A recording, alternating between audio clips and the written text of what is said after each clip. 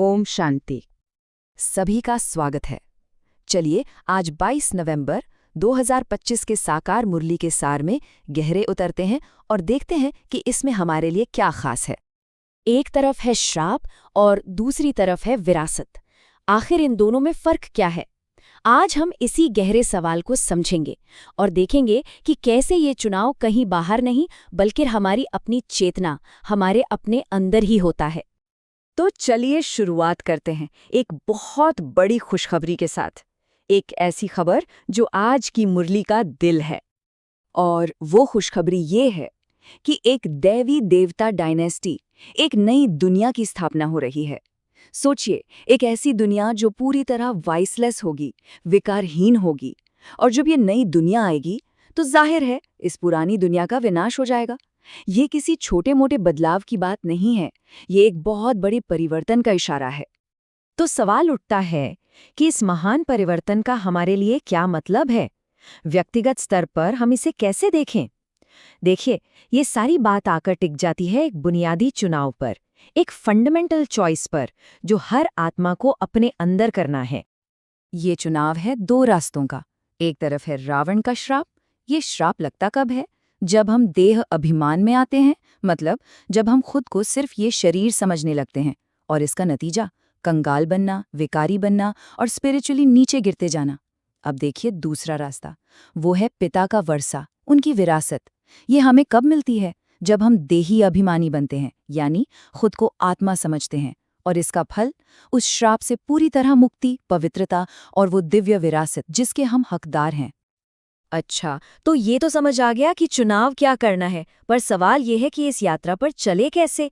इसके लिए ना हमें आत्मा के सफर का पूरा ब्लूप्रिंट, उसका नक्शा समझना होगा। और वो नक्शा छिपा है आत्मा के 84 जन्मों की कहानी में।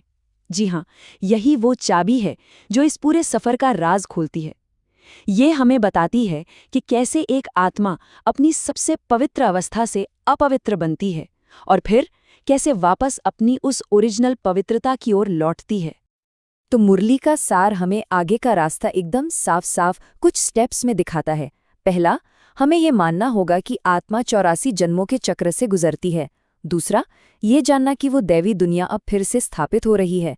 तीसरा, रावण के श्राप को छोड़कर पिता की विरासत को चुनना है। चौथा, इस दिव्य रचना में हमें निमित्त बनना है, एक इंस्ट्रूमेंट बनना है। और पांचवा, सबसे जरूरी, शक्ति पाने के लिए याद की यात्रा को अपनाना है। और इन सभी कदमों में जो सबसे महत्वपूर्ण तरीका है, जो कोर मेथड है, वो है याद की यात्रा। ये क्या है? ये बस परमात्मा पिता के साथ मन को लगातार जोड़ने का अभ्यास है। और इसी अभ्यास से वो ताकत मिलती है, वो शक्ति मिलती है, जिससे हमारे जन्मों जन्मों के विकर्म भस्म हो जाते हैं, खत्म हो जाते हैं। तो तरीका तो पता चल गया। अब देखते हैं कि इस रास्ते पर कामयाबी से चलने के लिए हमारे अंदर कौन कौन से गुण होने चाहिए। आज के वरदान में एक बहुत ही खूबसूरत शब्द आता है, रमता योगी। तो कौन है ये रमता योगी? रमता योगी वो है जो 3 चीजों पर टिका है, सच्चाई, पवित्रता और निडरता। और इन पर टिककर वो बस एक ही धुन में मगन रहता है, एक बाप और उसकी सेवा। चलिए इन 3 आधार स्तंभों को थोड़ा और समझते हैं। पहली है सत्यता, जिसका मतलब है अंदर की सफाई, मन की पवित्रता। दूसरी है निर्भयता, मतलब अपने आध्यात्मिक सिद्धांतों पर बिना डरे टिके रहना। और तीसरा है सेवा, यानी सारी दुनिया की भलाई के लिए खुशी खुशी आनंद से काम करना। अच्छा, इन गुणों के साथ साथ अगर हमें एकता बनानी है, यूनिटी लानी है, तो उसके लिए एक खास माइंडसेट, एक खास नजरिए की भी जरूरत है। और वो नजरिया हमें आज का स्लोगन सिखाता है, बेहद की दृष्टिवृत्ति ही यूनिटी का आधार है, इसलिए हद में नहीं आओ। ये लाइन सुनने में जितनी सरल है, इसका अर्थ उतना ही गहरा है। देखिए, होता क्या है कि जब हम हद में सोचते हैं, एक सीमित नजरिए से देखते हैं, तो रिएक्शंस पैदा होते हैं और एकता टूट जाती है। लेकिन जब हम बेहद में स्थित होते हैं, एक असीमित सोल कॉन्शियस स्टेट में होते हैं, तो हम सबको अपने अंदर समा सकते हैं, सबको अकोमोडेट कर सकते हैं। और अब आते हैं सबसे ऊंचे लक्ष्य पर। वो अल्टीमेट कनेक्शन कैसे बनाएं? वो कौन सा तरीका है जिससे परमात्मा के साथ हमारा कनेक्शन हमेशा बना रहे? इसके लिए अव्यक्त इशारे हमें एक जबरदस्त मेटाफोर देते हैं। वो कहते हैं, अशरीरी बनना ही वायरलेस सेट है। कितनी कमाल की बात है। एक गहरी आध्यात्मिक अवस्था को समझाने के लिए कितना प्रैक्टिकल उदाहरण है। तो इस स्पिरिचुअल वायरलेस सेट की सेटिंग को परफेक्ट कैसे करें? बहुत सिंपल। वायरलेस बनना यानी विकारहीन बनना ही इसकी परफेक्ट सेटिंग है। अगर जरा सा भी विकार आया तो समझ लीजिए कनेक्शन टूट गया। देह के सारे बंधनों को भूलकर सिर्फ एक बाप के साथ संबंध जोड़ना है और हर रोज खुद को चेक करना है कि कहीं अंदर मन में कोई नेगेटिविटी, कोई विकार छिपा तो नहीं रह गया। तो चलिए एक बार जल्दी से आज की मुरली के जो मुख्य टेकअवेज हैं उन्हें दोहरा लेते हैं।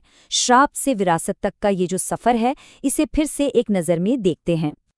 सबसे पहली बात, एक नई वायरलेस दुनिया यानी देवी देवता डायनेस्टी फिर से स्थापित हो रही है। दूसरी बात, हमारे सामने चुनाव बहुत स्पष्ट है। देह अभिमान जो श्राप है या देही अभिमानी बनना जो विरासत है। तीसरी बात, याद की यात्रा ही वो तरीका है जिससे हमें शक्ति और पवित्रता मिलती है। चौथी, इस रास्ते पर चलने के लिए सच्चाई, निर्भयता और बेहद का नजरिया बहुत जरूरी है। और आखिर में हमारा अल्टीमेट गोल है अशरीरी अवस्था यानी परमात्मा के साथ एक कांस्टेंट वायरलेस कनेक्शन। और अंत में एक सवाल अपने आप से पूछने के लिए, अगर ये सब कुछ चेतना का ही खेल है, कॉन्शियसनेस ही चाबी है, तो आज अभी इसी पल श्राप वाली चेतना से निकलकर विरासत वाली चेतना की ओर जाने के लिए वो सबसे पहला, सबसे छोटा कदम कौन सा उठाया जा सकता है? ओम शांति।